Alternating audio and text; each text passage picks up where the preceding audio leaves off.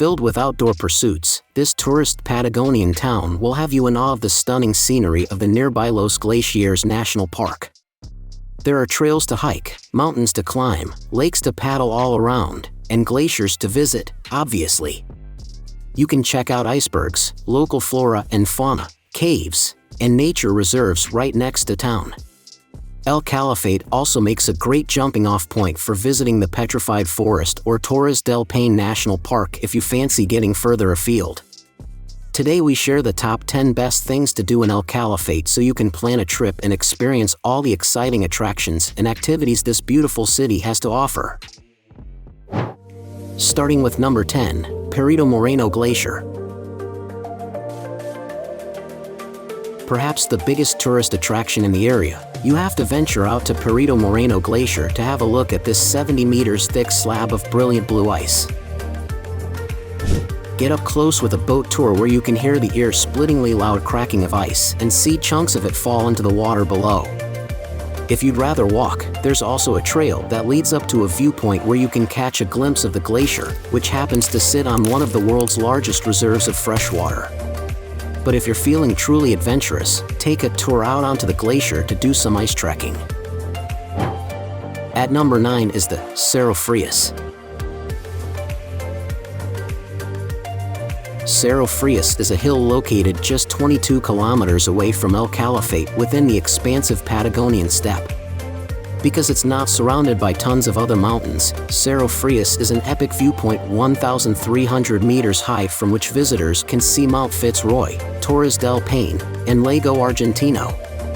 You can visit in a multitude of different ways, the most common of which is a tour in a 4x4 vehicle which will take you through the lowlands to the shores of the lake, across the Centinela River, up the hill, into a dune-filled beach. You can also arrange to go horseback riding, trekking, or cycling up Cerro Frías. At number 8, Calafate Mountain Park. If you want to do some skiing or snow tubing, head to Calafate Mountain Park located on Cerro Frías for some fun for the whole family. They've got snow-covered trails and slopes on site during the winter, or you can venture out further to try some snowshoeing or snowmobiling in the wilderness. In the summer, you can go mountain biking or ride an ATV along the paths. A popular activity is their 4x4 tour with a guide that takes you off-roading through the park to the Calafate balcony. At number 7, Ríos De Hielo.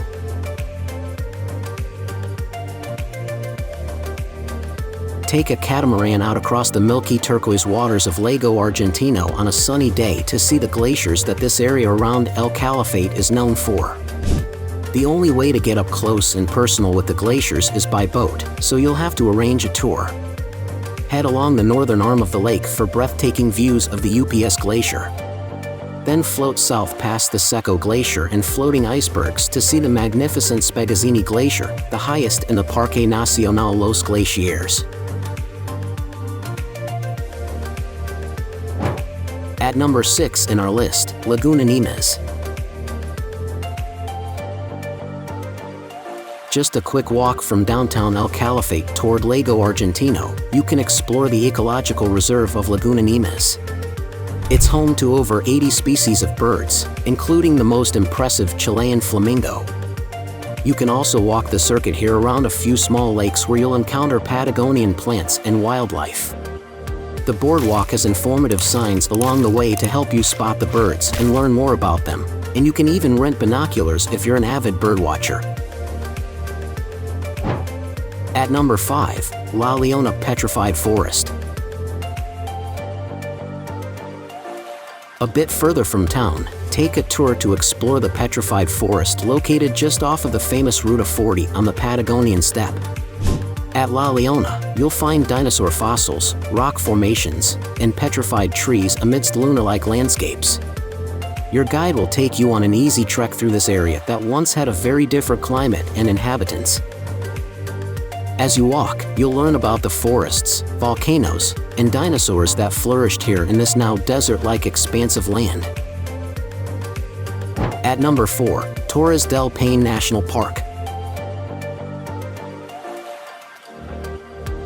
so this is a really long day with a border crossing included, but Torres del Paine is one of the most famous national parks in the world.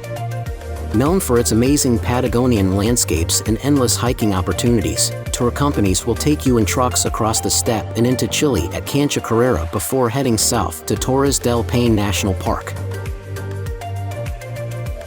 You'll sightsee from the truck and get out for some excellent walks, stopping along the way for viewpoints like Lago Sarmiento, Lago Pio, the famous Gray Glacier and Gray Lake, Salto Grande Waterfall, and more. At number 3 in our list, Walichu Caves. This site is just next to Lago Argentino, and you can either DIY it yourself by driving down Route 11 or hire a guide who can explain the history surrounding this prehistoric place. That way you'll learn a lot more, and some even provide lunch so you can picnic in the brilliant natural surroundings. These caves are home to 4,000-year-old cave paintings and incredible rock formations and eaves. At number 2, El Calafate. Wander through this small town along the main road, Avenida del Libertador San Martin, which is lined with chocolate shops, ice cream joints, restaurants, and bars. Stop for a local Patagonian craft beer at La Zora Taproom or Cerveceria Artesanal Chopin, or grab a sweet treat from Porta de Frutos. There are lots of souvenir shops, stores selling outdoor gear, and open-air markets with handicrafts, though be aware that shopping down here is more expensive than in other parts of Argentina. You can pick up some nice knitted wool ponchos or handmade jams from locals though. Check out the number 1 places in our list, Lake Roca.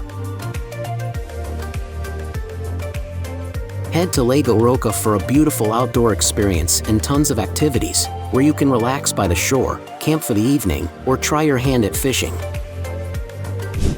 Cerro Cristal is a popular, super underrated hike in the area that will reward you with great views of the Perito Moreno Glacier as you ascend over the course of about 2 hours. Visitors to Estancia Lago Roca can go horseback riding here through the forests and up the Cordon de los Cristales for photos of the surrounding lakes and mountain ranges. It's a great place to immerse yourself in nature, observe some local wildlife, and bring a picnic or have lunch with the gaucho guides from the Estancia. Now it's time to hear from you. What's your favorite things to do in El Calafate? Is there something we missed? Let us know in the comments section below, and don't forget to give this video a like and subscribe to Greenable if you haven't already. Click the bell icon to stay updated on all our latest content.